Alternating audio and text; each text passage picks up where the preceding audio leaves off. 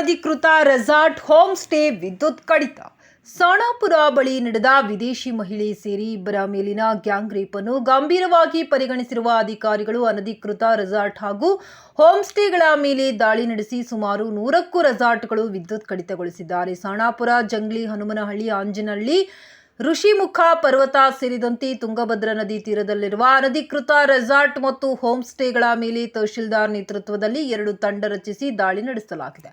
ತಹಶೀಲ್ದಾರ್ ನಾಗರಾಜ್ ಮತ್ತು ತಹಶೀಲ್ದಾರ್ ಗ್ರೇಡ್ 2 ಮಹಂತಗೌಡ ನೇತೃತ್ವದಲ್ಲಿ ತಂಡ ರಚಿಸಿದ್ದು, ಜೆಸ್ಕಾಂ ಅಧಿಕಾರಿ ಮಂಜುನಾಥ್, ತಾಲೂಕು ಪಂಚಾಯಿತಿ ಇಒ, ಅರಣ್ಯ ಇಲಾಖೆ, ಗ್ರಾಮೀಣ ಪೊಲೀಸ್ ಠಾಣೆ ಸಿಪಿಐ ರಂಗಪ್ಪ ದೊಡ್ಡಮನಿ ಮತ್ತು ಪ್ರವಾಸೋದ್ಯಮ ಇಲಾಖೆಯ ಅಧಿಕಾರಿಗಳು ಇದ್ದು 100ಕ್ಕೂ ಹೆಚ್ಚು ರೆಸಾರ್ಟ್ ಮತ್ತು ಹೋಮ್ ಸ್ಟೇ ಮೇಲೆ ದಾಳಿ ನಡೆಸಿ ಅವುಗಳ ವಿದ್ಯುತ್ ಕಡಿತಗೊಳಿಸಿದ್ದಾರೆ. ಜೊತೆಗೆ ನ್ಯಾಯಾಲಯದಲ್ಲಿ ಪ್ರಕರಣಗಳಿದ್ದ 20 ರೆಸಾರ್ಟ್ಗಳ ಮೇಲೆ ಅಧಿಕಾರಿಗಳು ದಾಳಿ ಮಾಡಿದರು.